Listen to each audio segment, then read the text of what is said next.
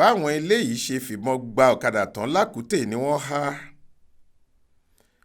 nǹkan bíi aago 4 ìrọ̀lẹ́ ọjọ́ àìkú Sunday ọjọ́ 23 oṣù kẹwàá yìí làwọn géńdé 4 kan Kasha, Yusuf Muhammed àti Muhammed Adamu kó sákóló àwọn ẹ̀ṣọ́ aláàbò Social Orientation and Safety Corps tí wọ́n ń pè ní so-safe lágbègbè àkútè lẹ́yìn tí wọ́n ṣẹ̀ṣẹ̀ fìbọn gba ọ̀kadà ọlọ́kadà kan tán tí wọ́n tún lúgọ láti gba òmíì lọ́wọ́ tẹ̀ wọ́n bó tilẹ̀ jẹ́ pé ẹnì kẹrin wọn sá lọ tèfètèfè.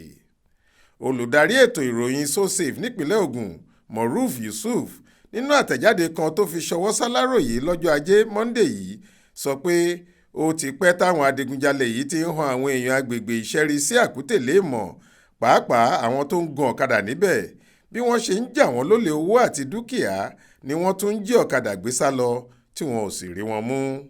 ó ní olóbó kan ló ta àwọn ẹ̀ṣọ́ aláàbò náà lọ́sàn-án ọjọ́ àìkú tí wọ́n tún gbé iṣẹ́ ibi wọn dé.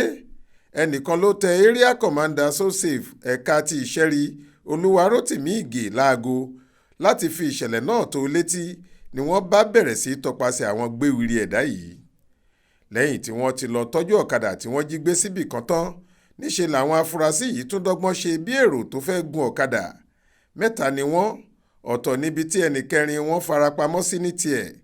wọ́n dúró sábẹ́ igi kan nítòsí gáréèjì tipa lóníbùdó àkútè níjọba ìbílẹ̀ Ifọ̀ ìpínlẹ̀ Ògùn.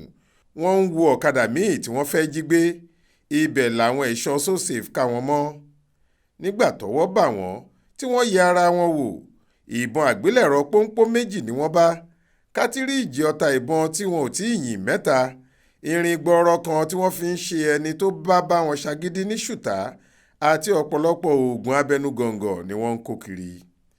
wọ́n láwọn afurasí náà ti jẹ́wọ́ páwọn ní fìríǹdì ọ̀kẹ́ alọ́kólóhùn kígbe agbègbè náà.